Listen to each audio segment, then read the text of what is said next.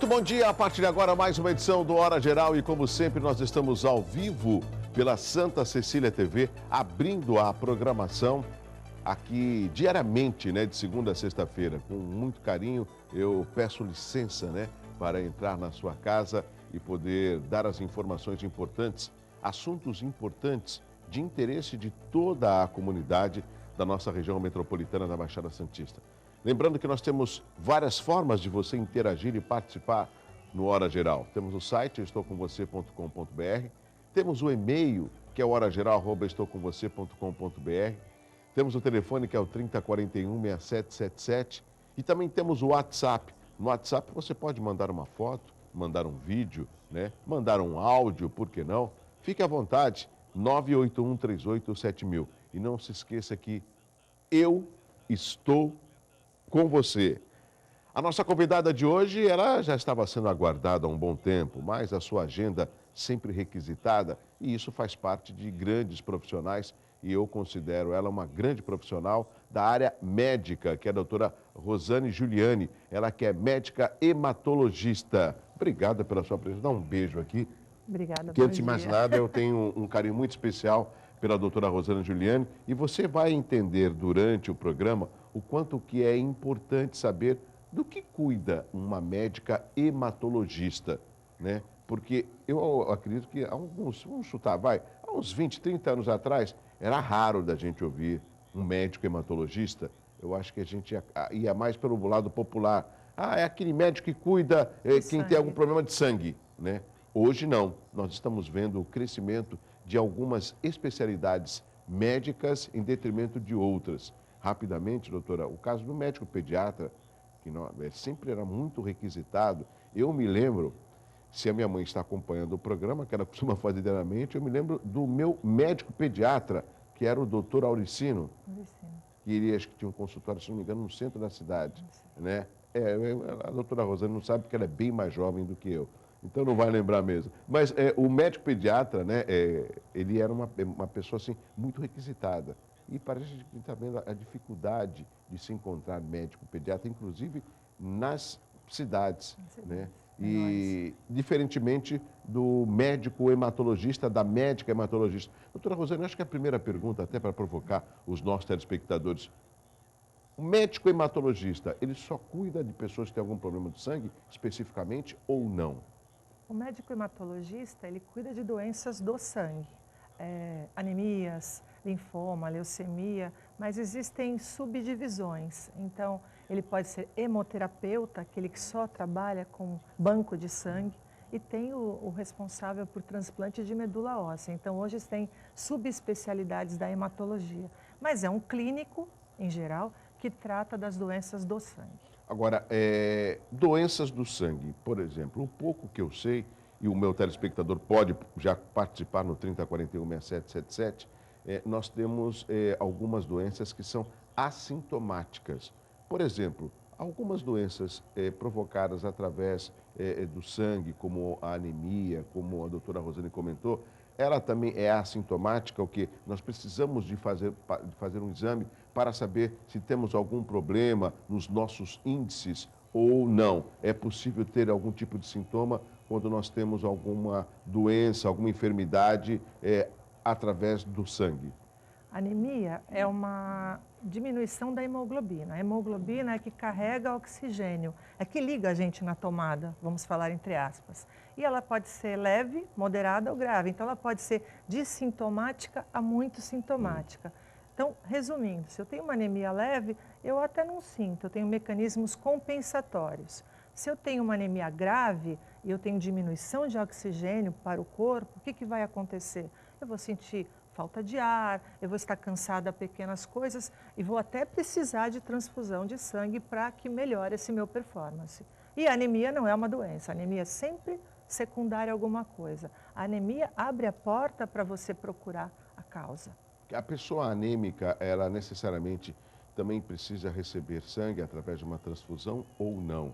Existem medicamentos que possam fazer com que esse sangue, ou seja, que a anemia ela seja curada e a pessoa tenha aí uma vida muito mais retomada, muito mais ativa, se comparado ao quadro anêmico que ela esteja? Então, é como eu falei, a anemia pode ser leve, moderada ou grave. Sim. A anemia leve cursa assintomática. Através, vamos supor, de um simples exame. Que pode ser um achado ocasional. Você foi fazer um exame de rotina com seu médico, seu clínico, seu ginecologista e encontrar uma anemia. Foi um achado. E como eu falei, a anemia nunca é uma doença, a anemia é secundária a alguma coisa que está acontecendo. Então, é muito importante saber a causa. Em tese, se você cessou a causa, cessa o efeito. Mas numa anemia grave, onde a hemoglobina está muito baixa, às vezes o único recurso para tirar aquele paciente daquele momento de muita sintomatologia, de vida muito ruim, é a transfusão. Nós temos algumas perguntas que estão chegando e algumas perguntas dos nossos telespectadores. Eu vou explorar as perguntas para a gente não poder correr em erro e repetir o mesmo tema, por exemplo. Quer ver? Vamos à primeira pergunta aqui no Hora Geral. Olá, meu nome é Raul, eu moro no bairro do José Menino. Eu gostaria de saber quais são os sintomas e os sinais das doenças hematológicas. Aí, essa é uma boa pergunta, doutora. Raul, bom dia, obrigada pela pergunta, mas existem várias doenças hematológicas. Como eu falei, tanto doenças benignas como uma anemia, né? Mas eu tenho também doenças graves, como leucemias, que podem ser leucemias agudas ou crônicas. A gama de sintomatologia é imensa. Uma pessoa que tem uma leucemia linfóide crônica também pode ter um achado ocasional. Uma pessoa com leucemia aguda já tem sintomas muito variados. Uma pessoa com linfoma pode aparecimento de gânglios no corpo, né? Aquelas ínguas aumentadas. Uma pessoa que tem púrpura, que é diminuição de plaqueta, pode ter sangramentos eventuais. Então, a gama de sintomas e a gama de doenças hematológicas é muito grande. Linfoma?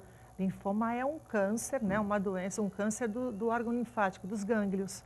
Tá? É um alargamento dos gânglios, é um tipo de neoplasia. Ele tem um local específico que ele cresce ou que ele seja evidente ou não? Não, nem todo linfoma aparece com um gânglio, mas normalmente é esse o primeiro. É a íngua, aquelas ínguas que crescem anormalmente. Uma das hipóteses para discutir o que é uma íngua é o linfoma. O Raul fez a pergunta a respeito das doenças hematológicas e eu me lembro, às vezes, quando a gente, através de uma atividade física ou sem querer, bate na perna ou no braço, nossa, olha só, formou um hematoma. Por que o hematoma? Qual a ligação desse hematoma, vamos supor, de uma queda ou de uma lesão para a hematologia? O hematoma, depois de uma batida, de um trauma, é normal acontecer. Houve um pequeno sangramento debaixo da pele. Então, nós temos mecanismos de fazer esse sangramento parar. Então, você bateu, teve a tal da lesão tecidual, vem para ali as plaquetas e tal, e nós temos um mecanismo de coagulação. Há pessoas que têm esse mecanismo de coagulação anormal. Os hemofílicos, os pacientes que têm púrpura, doença de von Willebrand, tem uma gama também de... Sim. É muito grande a hematologia e linda. Agora, doutora Rosane, uma dúvida. Quem são os pacientes que mais procuram uma médica hematologista ou um médico? São pessoas idosas, são adultos, são jovens, crianças, ou não existe uma faixa etária preponderante? Não existe faixa etária preponderante, não existe. As doenças podem acontecer do 0 aos 80 indiscriminadamente. Ah, isso é importante. Vamos supor, é bom, é normal que você procure um médico hematologista apenas para fazer um exame, saber como é que está o seu sangue, alguma coisa parecida, ou não há necessidade de visitar periodicamente um médico hematologista? Não, eu acho que a pessoa tem que fazer seus exames de prevenção uma vez por ano, pelo menos, com seu clínico geral, a mulher com seu ginecologista, o idoso se tem um geriatra. Eu acho que a rotina é feita com o seu médico que o assiste normalmente, né? Pelo menos uma vez por ano, fazer um hemograma e tal. E se alguma alteração for encontrada, aí sim, repetir e o médico, esse médico que o assiste vai encaminhar para o hematologista ou outro especialista. Nós estamos conversando no Hora Geral de hoje com a médica hematologista, a doutora Rosane Giuliani. Doutora, um outro questionamento que eu acho que eu vou mexer com o meu público telespectador. O que nós ouvimos de campanha de doação de sangue, e nós ouvimos muito, principalmente nos veículos de comunicação, fulano de tal precisa urgentemente de sangue tipo O negativo, tipo O positivo, enfim. o que eu penso quanto cidadão e jornalista? Que nós não temos uma campanha permanente de doação de sangue. E, ao mesmo tempo, quando nós ouvimos em alguns veículos, ou até de uma forma interna, numa empresa, dentro de casa, olha, fiquei sabendo, fulano de tal está internado, o tio dele, e precisa de sangue, né? Por que há essa necessidade de correr com a doação de sangue de um determinado tipo ou o sangue de todos os tipos, que nós chamamos de sangue universal? Na verdade, o brasileiro não tem cultura de doador de sangue. Esse é o nosso problema. Então, o brasileiro não tem o hábito de ir doar sangue de vez em quando. Ele sempre precisa ser motivado, ou por campanhas, ou por alguém que precisa. Então, ele sempre vai por causa de. Não é que ele acordou e fala, hoje eu vou doar sangue. Infelizmente. O doador de repetição, aquele que vai sempre, é o doador ideal, né? Por isso que tem sempre campanha do Ministério da Saúde, por isso que alguém, quando está doente, a família se mobiliza, o pessoal do banco de sangue chama, porque nós não temos a cultura. Então, isso tem que começar da criança, dizer o que significa doar sangue, o quanto muda a vida de uma pessoa, porque realmente é um divisor de água. Às vezes, uma única transfusão é um divisor de águas para a pessoa.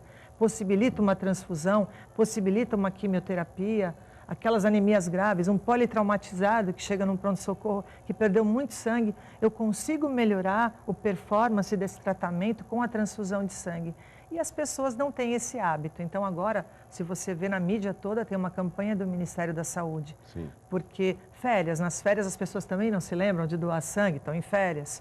E nós temos uma região em que o santista vai em férias, o turista que vem para cá não vai pensar em doar sangue, mas as cirurgias continuam, as pessoas continuam adoecendo, e isso é vida que leva. Doutora Rosane, o interessante quem não assistiu aquela, acho que é Em Busca da Felicidade, não, A Procura da Felicidade, com Will Smith. Sim. E tem uma determinada cena em que ele corre com o filho para poder conseguir uma vaga num albergue. E ele não tinha dinheiro, o que ele foi fazer? Ele precisava comer, ele doou sangue, pelo menos eu não sabia. Eu acho que lá nos Estados Unidos, quem doa sangue, acho que ganha uma determinada quantia pela doação de sangue. Será que essa não seria uma alternativa até para incentivar aqui os brasileiros a doarem mais sangue?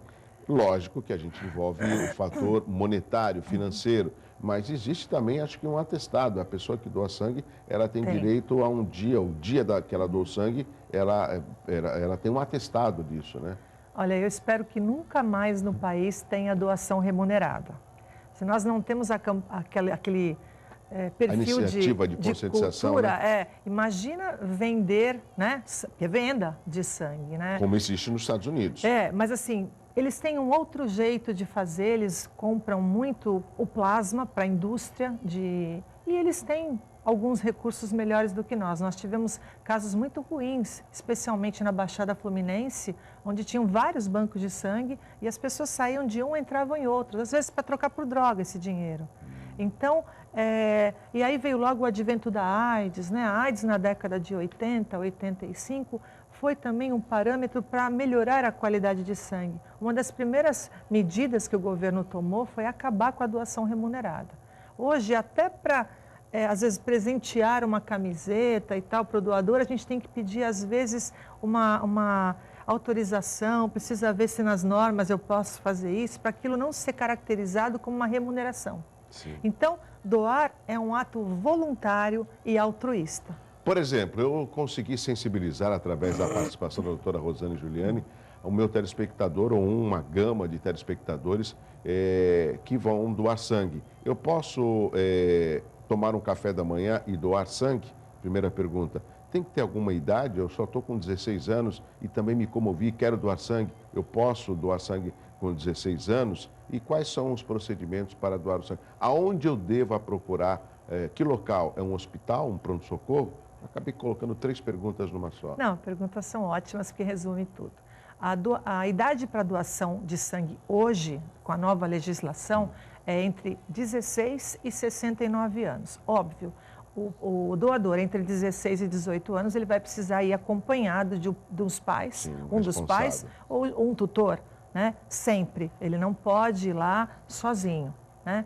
E hoje vai, então, de 16 a 69 anos. Já tivemos a época de 18 a 65, 18 a 67, e hoje se estendeu um pouco isso já melhorou, né, a chance de uma pessoa poder ajudar. Não se deve doar sangue em jejum, nunca, nunca, não há necessidade. É claro que você não vai comer uma refeição pesada e vai doar uma feijoada, por exemplo. Então, deixa eu aproveitar e já interrompendo. E por que alguns exames que nós temos que fazer tem que ir em jejum de 12 horas? Por exemplo, se você vai fazer glicemia, que Isso. mede o açúcar, é em jejum. Se você comeu um chocolate e vai fazer a glicemia, entendi. você tem o seu exame deturpado, não é a sua glicemia real. Você está com a sua glicemia mais aquele açúcar que veio do chocolate. Mas para doar sangue não precisa em jejum, isso é uma lenda. Até porque, digamos, a maioria das pessoas doa sangue pela manhã. Você dorme, você ficou a noite inteira sem comer, está em jejum, vai lá, doa. Você pode ter uma hipotensão, uma Pode chegar a hipoglicemia. desmaiar também? Não? Pode. Homem é que desmaia, mulher não. Não, é impressão. Então assim, os procedimentos são muito simples. Você deve se encaminhar ao banco de sangue mais próximo da sua casa. Eu acho que não se pode fazer um movimento doe neste ou naquele local. Você vai, tem que ser uma coisa voluntária, altruísta, tem que ser bom para você, né? Então, um banco de sangue mais perto da sua casa, aqui na região nós temos vários, então não está em jejum, ter entre 16 e 69 anos. Lá você leva um documento original, não serve levar crachá da empresa, tem que ser um documento oficial, né? RG, CNH, etc. Lá você vai fazer um pequeno cadastro, passa depois por uma pequena triagem também para ver se você não tem anemia, né? E se você está com a pressão boa, se não tem febre. Esse resultado é rápido, imediato? Na hora. Para ver se tem anemia, é um examezinho que faz que nem o teste de glicose, é rapidinho, na hora. Aí depois fazem algumas perguntas, porque tem um elenco de coisas que o incapacitam para doar ou temporariamente ou de forma para sempre, né? E depois você doa o sangue, tranquilo. Ótimo. Qual a quantidade de sangue que a pessoa pode doar e qual a periodicidade? Vamos supor, eu posso doar 1 litro de sangue e daqui a um mês também doar de novo ou não? Não, tem toda uma legislação, porque o doador não tem que sofrer, o doador tem que sair dali tão bom quanto ele entrou. Então, você doa em torno de 400, 450 ml de sangue. Não mais do que isso? Não mais do que isso. Isso sempre tem o seu peso, existem umas maquininhas ali que nos ajudam a controlar. E o homem pode doar a cada 2 meses e a mulher a cada 3 meses. Escuta, eu sempre ouvi, doutora Rosane, esse é o momento de tirar algumas dúvidas, os nossos telespectadores também. Tem uma pergunta da Alice Moraes, mas só para terminar, dizem que é bom doar sangue porque afina o sangue, né? Procede essa informação? Não é folclore? Mais um dos mitos, né? Doar não afina e nem engrossa o sangue. Então, a gente aconselhava muito o paciente que, fez 70 anos, nossa, eu doei sangue a vida inteira, agora eu não posso mais porque eu fiz 70 anos, meu sangue vai ficar grosso. Isso não existe. O seu sangue, ele é produzido continuamente e destruído também. Então, a gente tem um sistema de fabricação e destruição do sangue contínuo. Não afina nem engrossa o sangue. Que relação o rim, né, tem com o sangue? Por que eu faço essa pergunta? Eu vejo que algumas pessoas são obrigadas a passar por aquela... Diálise. Diálise? Hemodiálise. Hemodiálise, né? Que parece que é eu vou falar popularmente, é uma espécie de uma renovação do sangue. O que o rim, qual a ligação do rim com o sangue, doutora Rosane? Basicamente, o rim é um filtro do corpo, então tudo que não é bom passa por ali, né? É filtrado e sai na urina. Se um dos rins, nós temos 2, né? Se um dos rins não está funcionando, aquele produto ruim do nosso corpo vai se acumulando. A diálise ou a hemodiálise é simplesmente limpar este sangue. Mas assim, não são doenças hematológicas. A pessoa que tem insuficiência renal, que chega ao ponto de ter que fazer diálise, então ela entra nessa máquina, as máquinas de hemodiálise. Por que chama de hemodiálise? Porque sai o sangue, filtra nessa máquina e esse sangue volta para você limpo. É isso, mas não se relaciona com doença do sangue. Eu tenho que chamar o intervalo comercial, mas o assunto é muito importante, eu não posso perder a oportunidade. Qual a diferença de hemodiálise para diálise? Não, é só... vocabulário mesmo, é a mesma coisa. São algumas dúvidas que às vezes as pessoas falam, ele teve ele morreu? Eu falo, ele teve um infarte. Ou às vezes ele teve um infarto. Qual a diferença também? Também é o jeito de falar, é o infarto agudo do miocárdio, né? Mas assim, diálise, imagina a gente falar, o paciente está sendo submetido a hemodiálise. O paciente é diálise, está em diálise, é dialítico, já são termos médicos, está no jargão médico, mas o termo certo é hemodiálise. Tem mais perguntas pelo 3041-6777 e também dos nossos telespectadores. Eu volto depois de intervalo conversando com a médica hematologista, a doutora Rosane Giuliani. Aguardo sua pergunta também.